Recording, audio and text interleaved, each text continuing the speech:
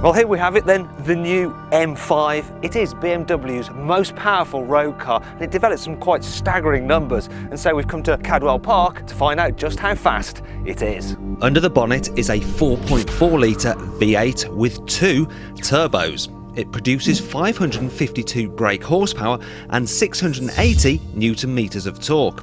As a result, this 1870 kilogram four-door saloon can do 0 to 62 miles an hour in just 4.4 seconds. And had BMW not limited it to 155 miles an hour, it would be able to crack 200 miles an hour. Not bad that for something that costs £73,000. But if you want the BMW which offers the most bang for your buck, it isn't the M5, it's this, the S1000RR. It may only have 4 cylinders, 1 litre and no turbos, but it still makes 193 bhp. And weighing just 178 kilos means it has a whole horse for every kilo. So the question is, which is faster on a track, the bike or the car? To find out, we've hired a faceless racer to risk his life on the bike and a librarian to drive the car.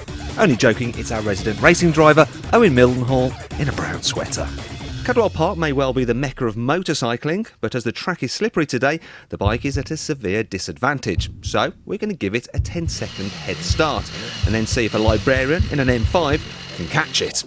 Ready, steady, go! Bites away and it gets a good start away from the line despite the fact the track is wet and is running on summer tyres. However, they'll have to be very careful here leading it over into coppice because there's hardly any grip. Now for the car. Owen's pulling away in second gear there, and despite that, look at that, he's spinning up those rear wheels. Very hard trying to contain all that 680 newton meters of torque. Now the bike's going to have to be very careful not to lose the front end here into Charlie's. Staying quite upright there actually. Owen shall have no such trouble with his 4 wheels. Although, a little bit of oversteer there. Clearly got the driver's aids off. Now the bike is heading up the park straight. Now this is its opportunity to actually gain some distance between the car. However, coming up the hill, he's going to have to brake early because Park Bend is still wet. Owen should be able to hit about 130 miles an hour in the M5 up there.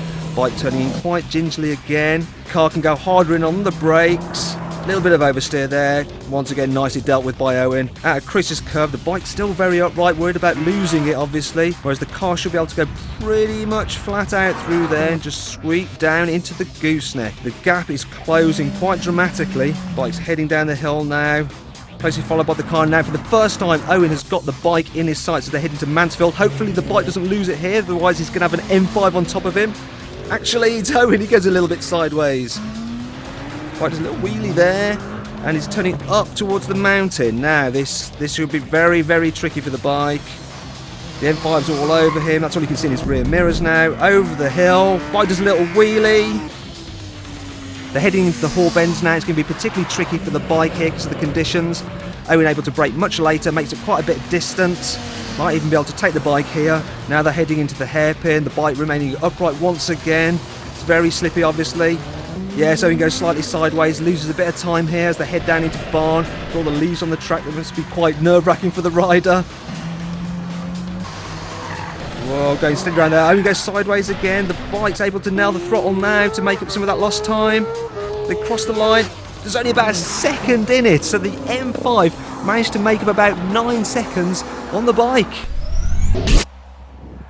Well, there we have it then. That was really close, wasn't it? The car performed extremely well. Had it been dry though, it probably wouldn't have caught the bike. And when you think about it, this is 60 grand less than that. And if I had the guts, that's probably where my money would go. But I don't, so I'd rather have 4 wheels.